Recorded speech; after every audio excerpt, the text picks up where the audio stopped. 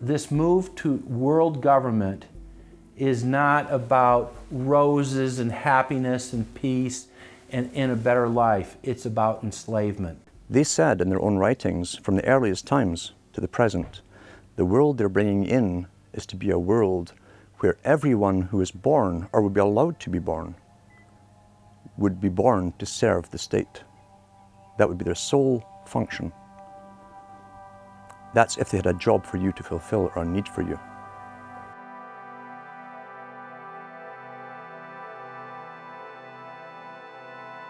July 4th, 2009. Across the United States, citizens gathered to celebrate the Republic's founding 233 years before. Most people in the crowds were aware that America was going in the wrong direction, that things were changing for the worse.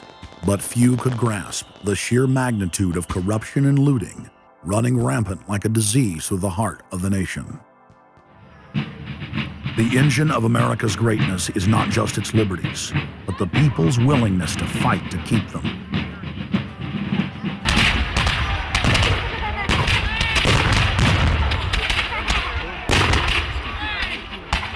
Hundreds of other nations have had much larger populations and greater resources, but have never produced 1/10 of the wealth, science, and art that the United States has. Why? In America, you had an amazing situation because you had the founding fathers who figured out that they could deconstruct the monarchy in such a way and then reproduce it with the three primary branches of government in a way that would create checks and balances and separation of powers. So you could have room, therefore, for individuals to work within the context of a cooperative, which is a democratic system of government, but it would still have enough room for individuals to rise up and become profitable and self-sustaining and rich in the pursuit of happiness without becoming dictatorial. But unfortunately, over the years, since all of those separation of powers have been cut away, and all of the beautiful design by the founding fathers has been co-opted by one corporate entity, one corporate communist entity, you don't have that anymore. So what we have, we're back to where we were before the revolution. You have one monolithic state. For the first 100 years or so of the United States, after the 1700s, when we freed ourselves from British rule, no corporation was given a charter in the United States unless it served the public good. It had to prove that. And then its charter only lasted for 10 years, or sometimes as long as the project to build a bridge or a canal or something lasted. But it had to be up for review, and it could only get charters if it was shown that it was serving the public interest. That changed, primarily because John D. Rockefeller kind of bribed Delaware and New Jersey to begin with into accepting a different system where he said, listen, if I pay you lots of money in terms of taxes, etc., I want to be licensed and not have to serve the public good. I want to be able to get around that law. And state after state after state changed at that point. In the United States, our Constitution and Bill of Rights recognizes that individuals have innate freedoms that can never be taken away by any government. For the first time in history, the people were unbound to reach for their full potential, producing and outcompeting every other nation on earth. The rights of free speech, self-defense, private property, due process of law, and many others ignited a revolution in human development that threatened the despotic rule of monarchs and tyrants worldwide. But the corrupt elites had studied history. They knew that great civilizations could only fall from within.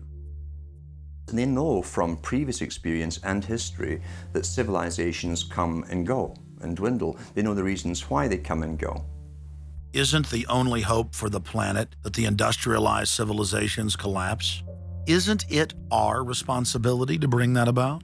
Morty Strong, founder of the UN Environment Program, from his opening speech, Rio Earth Summit, 1992. Maurice Strong is the man who said that they would never allow another country to rise up as powerful as America. It will never be allowed to happen again. And he said the best thing we can do is to tear down all the factories, all the top commerce of the United States, and level it and give it back to nature. So that was the advice from this character, who has tremendous power at the United Nations, and was picked up and groomed by Rockefeller himself. Over the past decades, since the Kennedy assassination approximately, you've had an ongoing oligarchical transformation of virtually every country in the world. And in the United States, it's taken the form of an oligarchical counter-revolution against the reforms of the 1930s, with the Wall Street interest asserting itself as more and more dominant. And once bankers and oligarchs have power, the things that they do, you could call them a policy. You could call it something like a tropism. It's like the way a plant responds.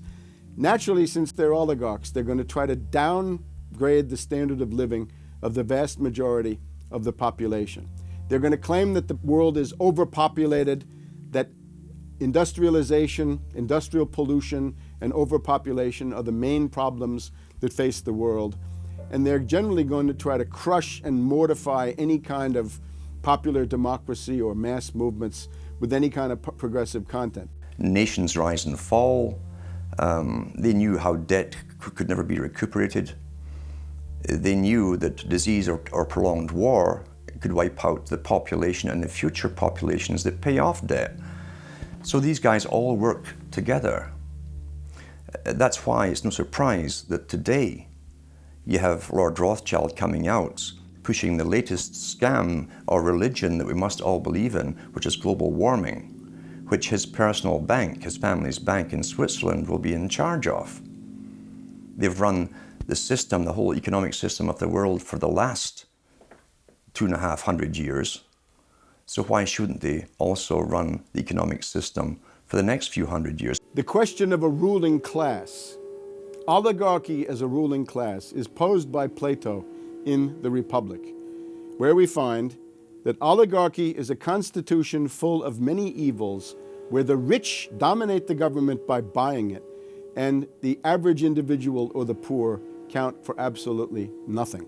Oligarchy is a frame of mind. In other words, if you're a banker, this is already a worldview. It's a world outlook, and it implies the policies that have got us here, right? Malthusian policies, zero growth policies, driving down the standard of living, attempts to wipe out all kinds of mass institutions that might be a countervailing force. This is a scientific dictatorship, which Bertrand Russell said, and the Huxleys said, both Aldous and Julian Huxley said they would bring in the scientifically controlled society. It's not just family planning, which really means abortion and so on. It's global planning, which is literally sterilization and abortion worldwide for the ideal reduced society, and not just across the board, through genetics, through the Genome Project, through the constant IQ testing. Globalization has economically destroyed the world. You've got at least 40 to 50,000 people who die every day worldwide from starvation, malnutrition, and diseases which can be cured for pennies, such as diarrhea. And if you ask one of these Malthusian oligarchs, don't you think that something should be done to raise the standard of living in Africa or South Asia? They'll say, no, we can't do that. That would wound the planet. That would oppress Mother Earth. So that's oligarchy. Class consciousness in this sense is absolutely essential. If you think that bankers are the same as you, you're wrong. F. Scott Fitzgerald once told Hemingway, you know, the rich are different from us. And Hemingway said, yeah, they have more money. And F. Scott Fitzgerald replied, no, it's something much deeper. It's a whole different world.